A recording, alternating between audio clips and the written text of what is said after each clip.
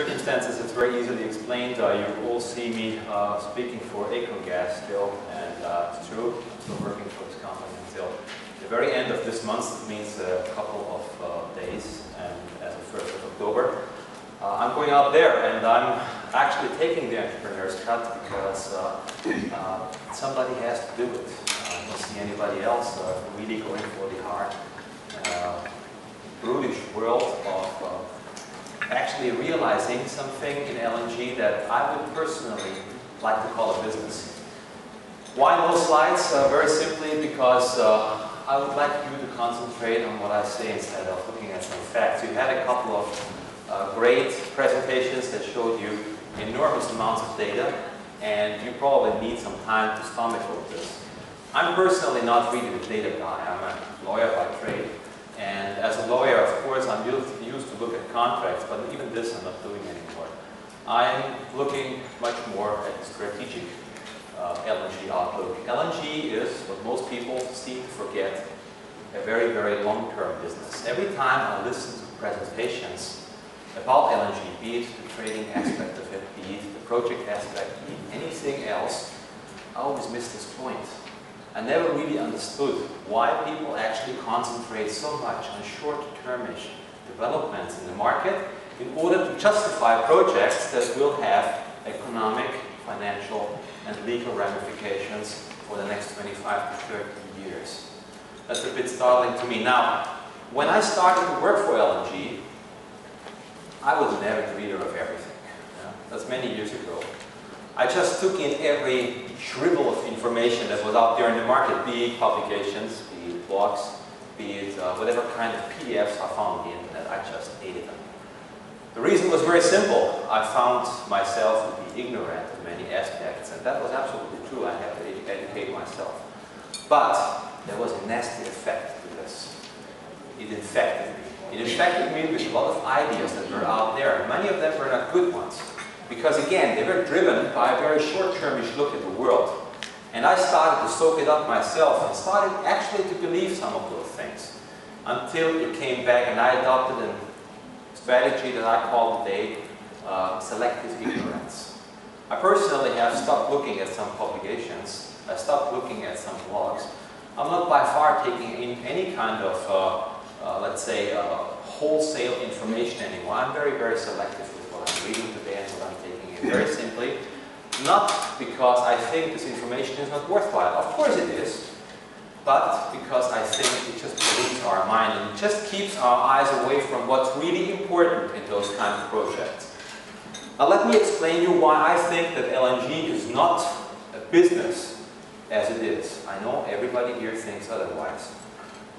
LNG, as was explained already, was built on the back of two countries that wanted one export gas and the other one import gas. It was the so-called floating pipeline, nothing new here.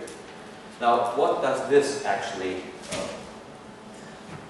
lay on it? It's a layer of non-competition in there. It's a layer of non-business in there because it was essentially not even two monopolies. It was two countries dealing with each other. There wasn't even a kind of market, nothing out there. It was just the desire to transport a certain amount of gas from one point to the other. There was a consumer base that couldn't run away. There was no market to speak of. There was no competition to speak of. And most important, no matter what happened in those projects, no matter what was done, no matter what kind of mistake had been done there, or no matter what economic development happened in the world, it could never produce any kind of measurable effect on those LNG projects. Why? Because returns were guaranteed. Remember, the buyer was a monopoly, and his consumers couldn't run away. So no matter what the price of the contract was, and no matter what the terms of the contract were, it didn't really matter very much. There were structural constraints like the Japanese had, for example, because the storage space is limited. Okay, it's a different thing. This is something that's really physical. But there was no real economic penalty to the whole thing, because no matter what it took, they could always accept to pay a higher price because they always rolled it over to the consumer. This is why LNG still today, because the business model still holds true, is not a real business. Now we have got on top of that trading, diversion of volumes, the Qatari deals, new volumes freeing up because America is not really an importer anymore, and on and on and on. Lots of things that are happening on top of this, but we always forget that this is the scavenger's part. It's just the top layer of the LNG business where some people are trying to make some more money because they are diversifying portfolios, because they're trying to optimize portfolios. But the basic business remains untouched. If you look at somebody who wants to finance an LNG project today, he employs basically the same tools and rules that he has employed just about 20 years ago, because nobody wants to go the full way to step back and say, hey, there's a problem here. We got an LNG project here that's going to produce 10 million tons, and this is going to cost me $14 billion. What the hell is wrong? Why was it possible in 2002 to finance this whole same project for a third of the cost or even less? How is it possible that costs are rising while technology is actually improving? How is it possible that everything becomes more expensive while the world is developing new strategies to deal with inflexibilities, to deal with all kinds of problems that have been seen in the past in LNG? It's something that a normal market actually usually abhors. There can be spikes, but they don't last that long, really, because LNG is not a market yet, but it will become so. Now, where do we have to go? What has to happen? One of the most important things is, I know everybody talks about standards, but when I hear the talk about standards, it's just the things that a couple of people or companies that have been in LNG since the dawn of time have been done, and it has been declared a standard. Well, it has happened in IT to a certain extent, because Microsoft has been doing exactly the same thing. They just did what they wanted, and once it became a standard. Is that right still? Well, I don't know. Let's make an analogy that comes from IT. Let's look at the sizes of LNG trains. Do you think that a monster train in Qatar, producing 7.2 million tons of LNG per year, do you think that this is the best possible size you can have for an LNG train? Who thinks so? Is there anybody here? I personally, if I look at the LNG world, let's take the example of hard drives. If you're buying a hard drive today, I don't know where the most economical limit is, but chances are it will be somewhere in 2 gigabyte space. That means there's hard drives out there that give you 5 gigabytes. The problem is, if you calculate it down to the price per megabyte of capacity you're getting, you will find somewhere a spot where you get most megabytes out for every single dollar that you're spending on a hard drive. And I don't know where it is, but let's take, for the sake of assumption now, the 2 gigabyte line. That means there's a premium for all those who want to pay a premium and say, I want to have a 5 gigabyte hard drive. I want to have it. Why I want to have it? It's because I want to have it. Because I want to have the bragging rights, because I need it for some kind of technological work in my system, whatever it is. And I'm ready to pay a premium for it. On the other side down, of course, if I have a system that's 5 years old, and I have 150 megabyte hard drives in my system in there, I'm paying a price for not going to the optimal size anymore, because I don't get the power anymore that I could get for less money. So there's an optimal size in hard drives where you say, I'm getting the most out for my money. Let's apply the same thing to LNG. That would put the 7.2 million ton train on the very, very top end of LNG size, train sizes. But where's the lower end? The lower end will probably be somewhere in a very small scale LNG liquefaction technology. This means a couple of thousand cubic meters every day. And what is then the most economical size? The problem is we don't know. But I personally have a pretty good idea, because when you go down size-wise, you very rapidly actually stumble upon a couple of technologies outside CDNI and KBR, like for example single mixed refrigerant. Those sizes have made their proofs in the market. Those sizes have been upgraded, those technologies have been upgraded. And today you have mid-scale LNG trains out there that are modularized, that are standardized, that can be produced in a facility, pre-assembled, tested, and be put to work in an environment where you actually don't want to employ a workforce for 4 years while constructing a film. That can be done. Is that a wise choice? I would say nobody has done it in that way yet. But I would say it just makes sense to me, because this whole thing is a whole lot cheaper than anything out there. So even if you would put a couple of, let's say, 2 million ton trains in a row, 5 of them, you still get your 10 million tons, but it comes to significantly cheaper and you can start slow and easy. The second thing is the sheer size, the economic size of the project. Whenever you look at an LNG project, this is likely to be a very, very huge income piece for the country where it is. Look at PNG, for example. PNG LNG itself is a major economic player in PNG itself. It has totally changed the economic landscape of the entire country. Look at Equatorial Guinea, exactly the same thing. Equatorial Guinea LNG has put Equatorial Guinea on the map as a country. Who has known the country before the LNG project, honestly? Did anybody know where Malabo is? Well, yeah, I'm not surprised. But not many people. Since the Equatorial Guinea LNG project, everybody knows it. Everybody knows it. Everybody knows the name of the president, the capital, that they speak Spanish over there, what currency they employ, and everything. It has put the country on the map. LNG projects have that effect, and that's very, very bad.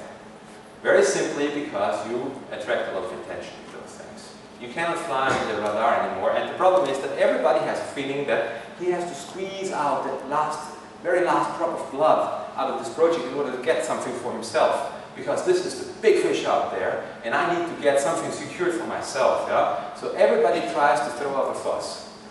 When projects get smaller, they get less attention. People take more reasonable stances on them because, why? It's not the project of the country. There will be others that are similar in size. So people actually get more reasonable on that, number one. Number two, it gets easier to finance them.